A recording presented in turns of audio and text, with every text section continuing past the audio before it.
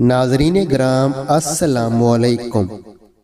دہی میں پسے ہوئے بادام ملا کر جھڑیوں پر لگائیں اور 20 منٹ کے بعد چہرہ دھو لیں، جھڑیاں غائب ہو جائیں گی۔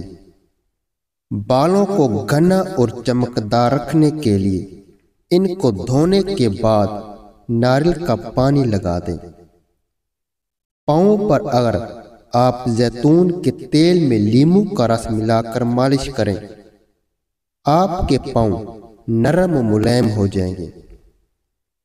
دانتوں کو چمکدار بنانا ہے تو لیموں کے چھلکے سکھا کر پیس لیں، ان میں نمک لگا کر رکھیں، یہ سفوف دانت صاف کریں۔ پیاز کے عرق میں شہد شامل کر کے کھانے سے پرانی کھانسی دور ہو جاتی ہے۔ پیاز کا عرق نکال کر چہرے پر لگانے سے داغ دھبے دور ہو جاتے ہیں۔ پیاز کا اچار کھانے سے بدن میں خون کی کمی کو دور کرتا ہے اور بدن کے زہریلے مادوں کو خارج کرتا ہے۔ معدے کی تیزابیت میں کھجور کھانے سے تیزابیت ختم ہو جاتی ہے۔ چنے، جو اور مکئی کا آٹا گندم میں ملا کر کھانے سے شور کا خاتمہ ہو جاتا ہے۔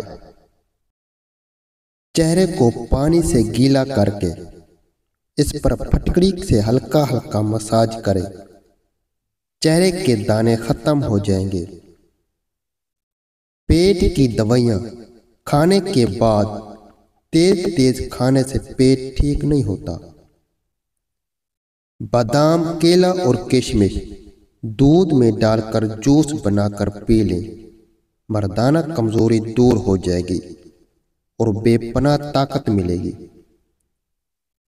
مزید اچھی ویڈیو دیکھنے کے لیے ہمارے چینل کو ضرور سبسکرائب کر دیں۔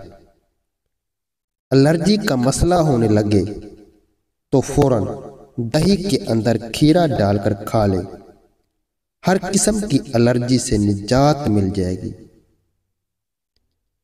معدے کی جلن کا مسئلہ ہو تو 1 گلاس دودھ میں کھجور ڈال کر پی لو، معدے کی جلن فوری طور پر دور ہو جائے گی۔ بکرے کی میخ کھانے والے انسان کے جسم میں طاقت بھر آتی ہے۔ دانت گرتے ہوں یا ہلتے ہوں تو نیم کی مسواک کیا کریں۔ املی کا شربت پی لینے سے گرمی نہیں لگتی۔ پیاز کھانے والے بندے کا معدہ زندگی بھر خراب نہیں ہوتا۔ کمزور ہاضمے والے لوگوں کے لیے کیلا بہت نقصان دہ ہے۔ قبض کا مسئلہ ہو تو مکھن میں زیرہ ڈال کر کھاؤ، قبض کھل جائے گی۔ پیشاب پیلا آنے لگے تو لہسن کھاؤ، پیشاب سفید آنے لگے گا۔ قد چھوٹا ہو تو روزانہ ناشتے میں ساگو دانے کی کھیر اونٹنی کی دودھ میں بنا کر کھایا کریں۔